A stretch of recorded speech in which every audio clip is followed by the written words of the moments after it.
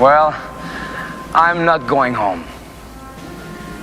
I'm gonna get on my boat and I'm going upriver. I'm gonna get on my boat and I'm going upriver. I'm gonna get on my boat, and I'm going to kick that river so hard that the next boat is gonna feel it. So I was watching The Creature from the Black Lagoon the other day, and I realized just how much of the movie takes place on this boat, how much it added to the atmosphere of the movie. And that made me think of Anaconda, which shares some aesthetic qualities with The Creature, namely that they both travel upriver and find a deadly reptilian monster. And that got me thinking, is there like a subgenre, maybe a microgenre even, of riverboat movies?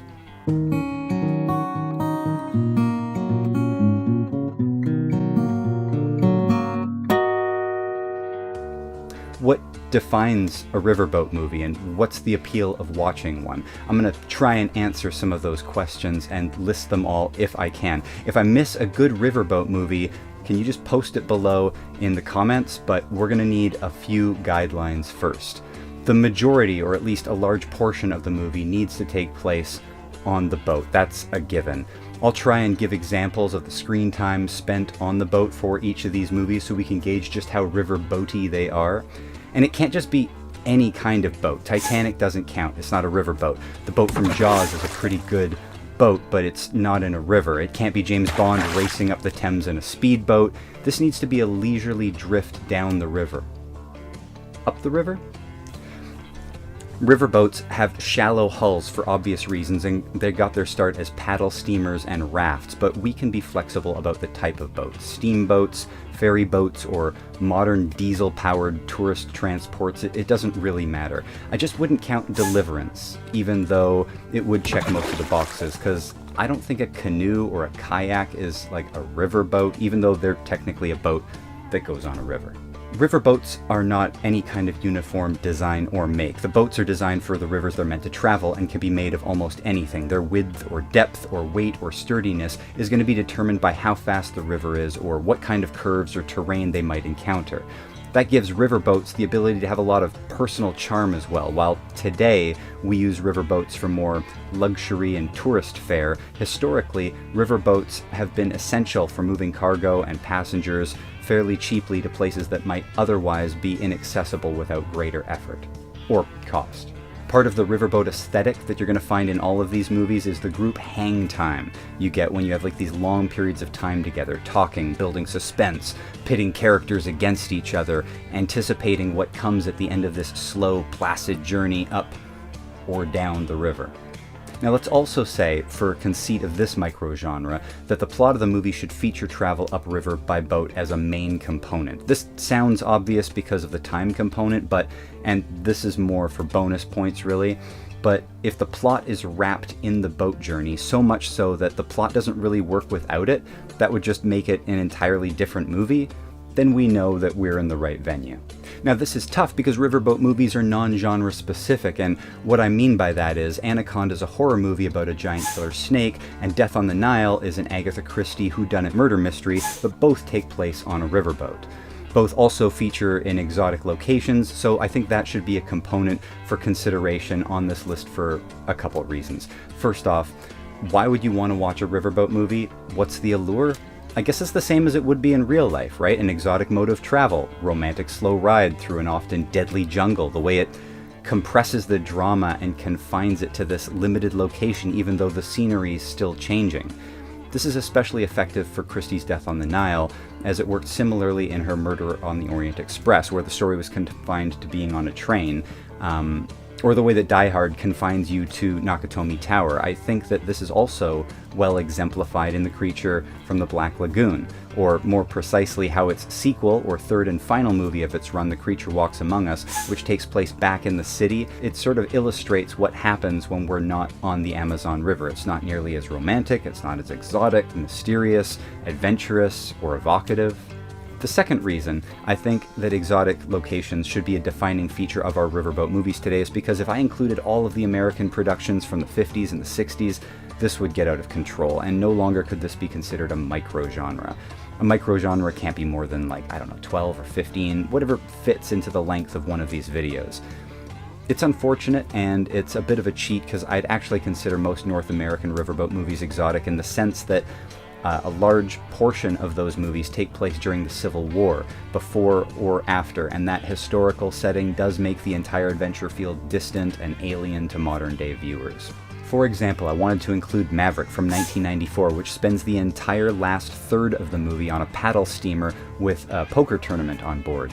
Or The Adventures of Huck Finn, which is a quintessential riverboat movie, but for one problem, there are enough adaptations of Mark Twain's Huck Finn for their own episode by themselves. There's the old Burt Reynolds TV series literally called Riverboat, and then scads of other frontier movies that we could do after that. So I had to make a decision, and keeping the movie location international and exotic was the way to go. So these will be South American or African or Australian, and I will try and name each river if I can. So we need a bunch of screen time on the boat, in a non-specific riverboat, on a river located somewhere outside of North America, and using a boat as the main conveyance should be central to the plot if we can do that.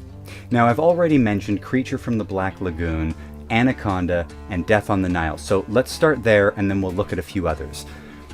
This is my favorite of all the Universal movie monsters, the Gill Man. Unlike Dracula, Frankenstein, and The Mummy, who each got 5 or 6 movies, there were only 3 creature movies, and only this first one has that magic atmosphere.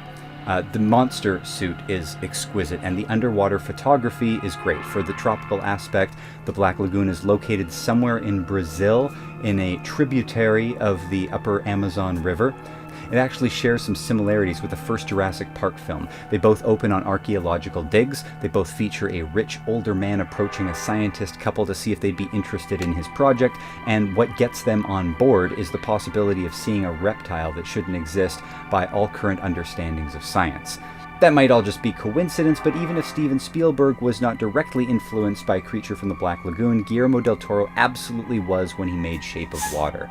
Now, 4.5 minutes into the movie, we're already in a boat on the river. In fact, we spend most of the 80-minute runtime on, around, under, or near the boat. Definitely one of the movies on this list to feature so much boat time, and I'm convinced this gives the movie a special atmosphere that isn't represented in its sequel. Do I keep repeating myself? The sequel, by comparison, is 81 minutes, but only spends 13 minutes on their boat. As I mentioned, after Creature, I went and rewatched Anaconda. This movie is so odd. I couldn't say it's good. I wouldn't want to say that it's bad, not because it's good, it's not, but it's endlessly entertaining, whether it's the insane cast that combined Jennifer Lopez, Ice Cube, Eric Stoltz, Danny Trejo, Luke Wilson, Kerry Wurr, and crazy-ass Jon Voight. I mean, is there even a boat big enough for all of that? In 1997, you're going to get 1997 CG effects, and some of that is pretty cringy, but some actually reaches a level of quaint, charming, bad laughs. It also features one of my favorite bloopers of all time. I guess they missed a shot where the boat's leaving the area, so they simply reversed the film. Okay, like, that would be clever if it weren't for the waterfall in the background. Check it out. Now, there are numerous sequels to Anaconda, but we only need to take a look at the first sequel, Anaconda 2, Hunt for the Blood Orchid. Now, while the first movie asked, "Is snakes out there this big?" the second movie actually dared to ask, "Are snakes out here that big?" Yeah, actually the first half hour of the sequel is shockingly similar. There's another boat ride upriver with a cast that looked like they just tried to clone the formula of the first, but then a half hour in, they get off the boat. The blood orchid is a made-up flower that becomes the focus of the franchise going forward for medical research in the direct-to-video sequels parts 3 and 4. The lowering of the budgets on these flicks negates a boat in the production anymore, so we can leave them out. Let's move on to Death on the Nile. There are 3 main adaptations of Christie's novel at the time of filming this. The 1978 cinematic classic, the 2004 TV version, and the most recent 2022 version, maybe a modern classic? The plot being so precisely conceived and revered as a staple of the mystery genre, it changes very little from film to film, so any of these three would be enjoyable. This is one of Agatha Christie's best novels, widely received as a masterpiece, and if you like Agatha Christie murder mysteries, you might like my 5-part series on the adaptations of her novel And Then There Were None. It's titled 10 Little N-Words and is in my Cinechronology playlist. In that novel, her suspects are trapped on an island. In Murder on the Orient Express, as I said earlier, they're trapped on a train, and in Death on the Nile, all of our cast is set adrift on a luxury steamer, the Karnak. Not to be confused with the Marvel character Inhuman Karnak. Karnak is actually a series of temples and ruins just off of the Nile in Egypt.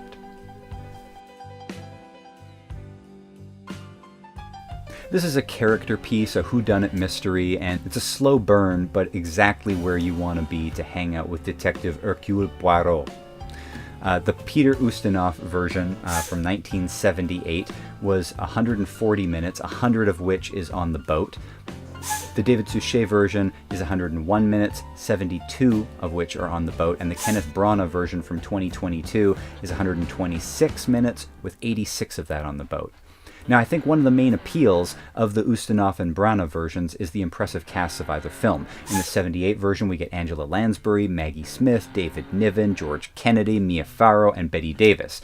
Branagh's boasts Gal Gadot, Annette Bening, Armie Hammer, French and Saunders are in it, or you might find more enjoyment in David Suchet's performance of Poirot in the TV version. You have to understand that Suchet is possibly the definitive Poirot, playing him in literally every Christie-written Poirot story through the course of the show's 13 seasons and 70 episodes between 1989 and 2013.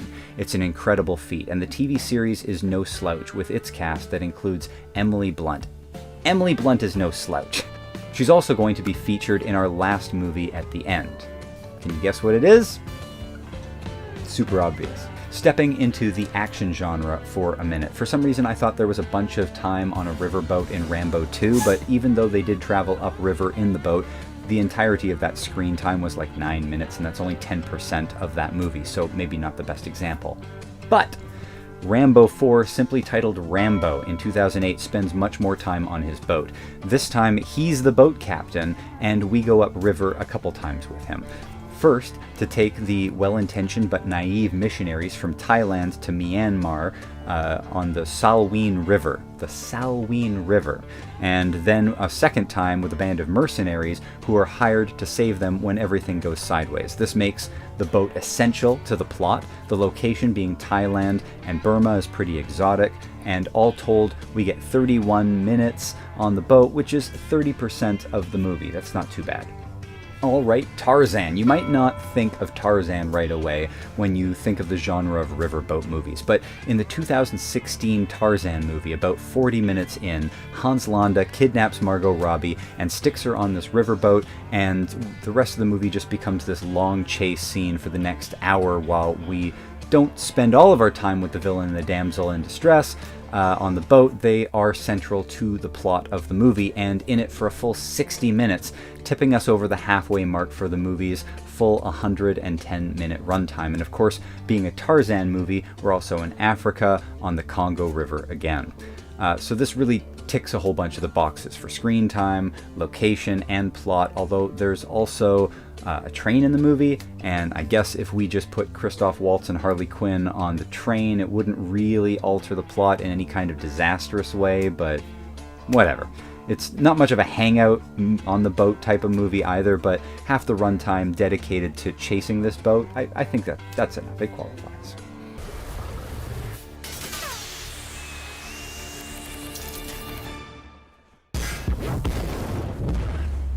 Now, actually, our next riverboat movie is actually a killer crocodile movie, and I'd rather talk about it on those merits in a future episode about killer crocodiles, so I'm going to keep this one short. It's a horror movie about a tour group that gets marooned in the Australian outback on the Catherine River, and now have to face a psycho croc as they get pegged off one at a time. It's a cool movie, it's well made, I really like it for what it is, for what it intends to be, but let's also look at it as a riverboat movie. They're on the boat in the first 7 minutes, and while the boat stuff seems to be done about 40 minutes in, the entire rest of the movie stays on the river as part of the plot. About a quarter of the movie's on the boat, but after you think that the boat stuff is over, it does show up again as a set piece at about the 1 hour mark. The boat is absolutely essential to the plot, and the photography is gorgeous as we get to hang out, getting to know the cast before tragedy strikes. I think this is a good example of a riverboat movie. I think Apocalypse Now has to be the greatest riverboat movie of all time. It's already one of the greatest movies of all time, without dispute. It is Francis Ford Coppola's Vietnam fantasy war movie based on Joseph Conrad's Heart of Darkness. Everybody should watch it at least once before they die. It features Martin Sheen, Lawrence Fishburne, Robert Duvall, Marlon Brando, Dennis Hopper. I love the smell of napalm in the morning. I mean, it's iconic. I loved you in Wall Street! Martin Sheen is charged with assassinating Colonel Kurtz, played by Brando, so he has to go upriver to find his man. And now, I'm not going to add anything of great worth to a commentary of Apocalypse Now that hasn't already been said better than I could. So instead, I will just suggest that if you want to know more about it, that you check out the documentary Hearts of Darkness, made by Coppola's wife. It chronicles her husband's almost going insane journey in the jungle while making this film. Fantastic. Instead, I'll just comment on the riverboat genre-esque quality of the film. The entire plot is to get in the boat and to go up the river. Even when they get off the boat, it's just brief stops as they travel to their destination. They get in the boat 20 minutes in, and even when they go to that long-ass French plantation house sequence, they're never off the mission. Vietnam is pretty tropical and exotic, and the movie itself is a feverish dreamscape of psychedelia and nightmares, of which sometimes look like a Frank Frazetta painting. It's not to be missed as the ultimate riverboat movie, or on any of the other merits it so richly deserves. Now, here's another one of the greats, Bogey and Hepburn, African Queen. Leeches and rapids and the Germans. The Germans? This is the movie that Bogey got his Academy Award for, so if you care about such things. And director John Huston is one of the finest directors of all time, giving us The Maltese Falcon, The Asphalt Jungle, The Treasure of Sierra Madre. Hepburn is living with her brother as missionaries again. I mean, this is like the story, the white people's story, right? We're just like the Karens of history, going to other places and telling people that they have to change their beliefs to fit what we believe. Wretched little man, what indifference. He's a Canadian. Doesn't he realize he's in this too? Then the Germans show up and they kill her brother. Bogart tries to get her to escape on his boat, but she instead convinces him to attempt to blow up a German gunship, holding off the British at a strategic point along the river. There's a romance that's kindled between the two very different characters, and their chemistry is great, but we're gonna skip over all of that stuff and just cover the riverboat parts. Well, the first 20 minutes and the last 10 are off the boat, but the rest is absolutely plot contingent on the African Queen making its way past every obstacle on its almost certain suicide mission. The boat itself is a third character in the movie, between Bogey and Hepburn and this hulk that they have to force through the jungle, between the leeches, the rapids, the fiery sparks between the two lead characters. This movie is all class, a must-see. So our final riverboat movie on the list is Jungle Cruise. This is a family adventure in the vein of the Brendan Fraser Mummy movies, and the villains are very Pirates of the Caribbean feeling. Like most movies these days, the physics of reality is malleable in an unrealistic way, but it's a deeply fun family movie, and it's pretty good. Between Emily Blunt and The Rock, the movie's stacked with charisma. Told you that Emily Blunt was coming back for one more riverboat movie. How does it stack up as a riverboat movie? Pretty darn good. Plenty of time on the river. The plot of the movie is totally centered around a trip upriver in a boat to go looking for treasure. There's even a scene where we flash back to see the boat being built. The specific river is again the Amazon in Brazil, and we get every possible river adventure obstacle or features. Waterfalls, rapids, jungle beasts, and booby traps and underwater temples and the immortal undead. This is such a good example of a Riverboat movie. Even the villain chasing them is in a submarine. Now, the movie opens with a Spanish version of Nothing Else Matters by Metallica. That's so cool, but why?